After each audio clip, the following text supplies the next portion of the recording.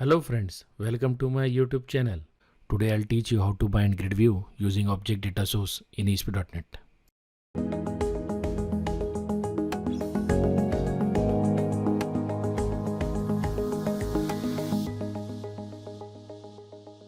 So let's begin some brief information. First I'll explain you what is custom paging. Custom paging means getting data page-wise from the database instead of getting complete data and then paging it. So let's understand what is the difference. The difference is that when you get data page-wise, so let's say you have a page size of 10 records. So when page number 2 is clicked, you will get only records from 11 to 20, and page number 3 is clicked, you will get records from 21 to 30. Thus this method improves efficiency and also makes our application faster. So let's start our video tutorial. First I'll be adding an entity data model. As you can see in the add new item window, I am selecting ADO.NET entity data model and I am naming it customers. Then I am clicking on add. I'll click yes on this dialog box. Now I'll choose the first option, EF designer from database, and I'll click on next. Now here I'll click on new connection.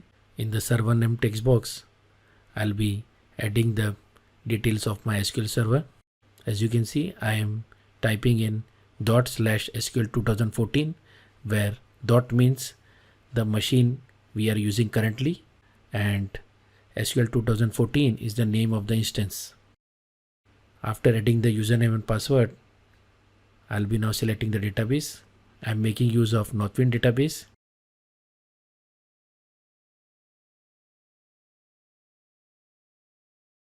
The details of installation of the Northwind database have been covered in a video tutorial. The link is available on the right hand side. Now I'll click on the test connection button and verify whether connection is successful or not. As you can see, the connection is successful. Now I'll click on OK.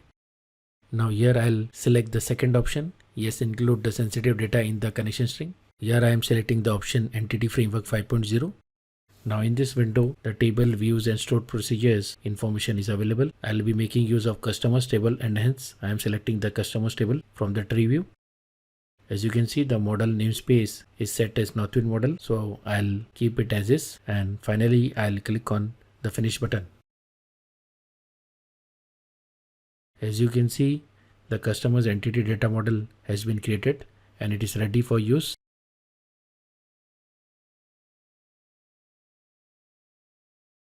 Now our next task is to make use of the entity framework and then fetch the data from the database and also implement paging in GridView. Before moving ahead, I would like to inform you that an article has already been posted on this topic. The link for the article, demo link and the code sample link are available in the description. Also, if you need any further help, please feel free to ask on forums. The link for the forum is also available in the description. Finally, I would like to request you to please subscribe to my channel and click the bell icon. So I'll start by adding a new class to our project. This particular class will handle the paging part and also the database fetching part. I am naming this class as customer DS.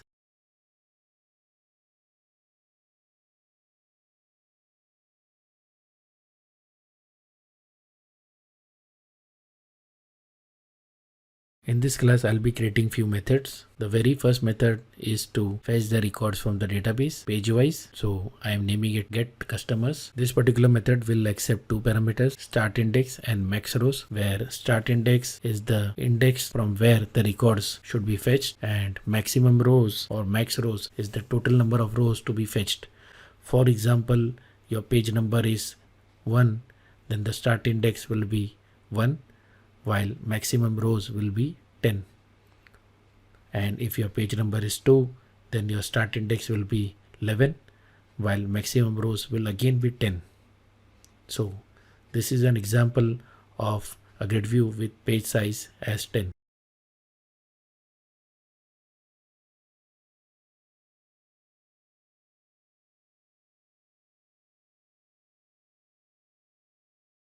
So as you can see, I am fetching records from the database table using entity framework. Now you will notice I am making use of LINQ query, and then I am making use of order by function. This particular order by function is used for ordering the records based on customer ID.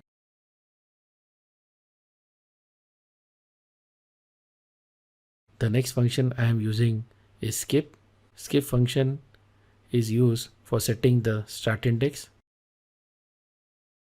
while the third function is take function, and it is used to set the max rows. Finally, the LINQ query is converted to a generic list and returned.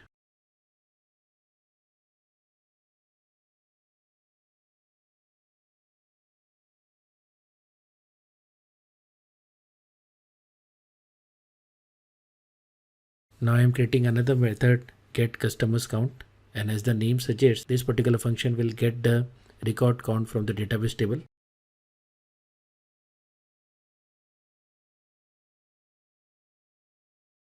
Now here again I am making use of NorthWind entities class, and simply I'll get the count using the count function. Both these methods will be used by the object data source for fetching the data from the database and populating the grid view. The advantage of using object data source is that it allows us to customize the data fetching process by allowing us to use the class.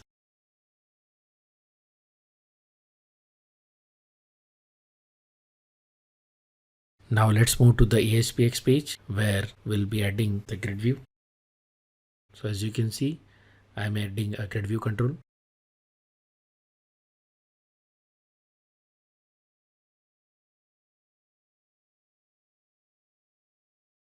I am setting the auto generate columns property to false. I'm setting the page size as 10. I'm setting the allow paging property to true. Now I'll be adding the columns to be displayed. I'll be making use of bound fields.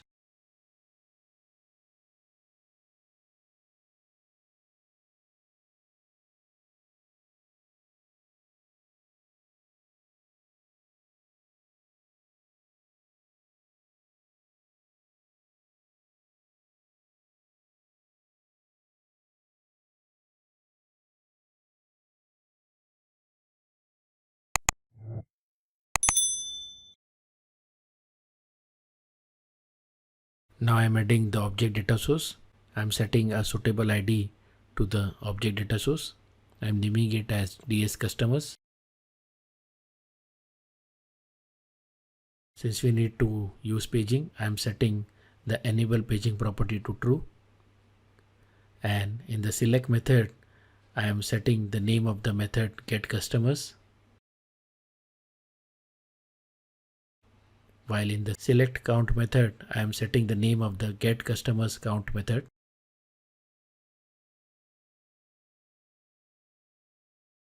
In type name, we'll specify the class name, customer DS. Maximum rows parameter name.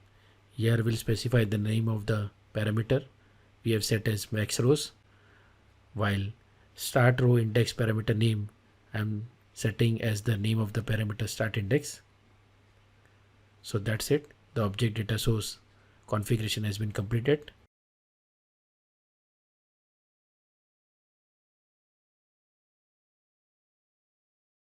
Now we'll set the ID of the object data source in the data source ID attribute of the grid view. So with this, we have completed the programming part. Now we can run the project and see it in action.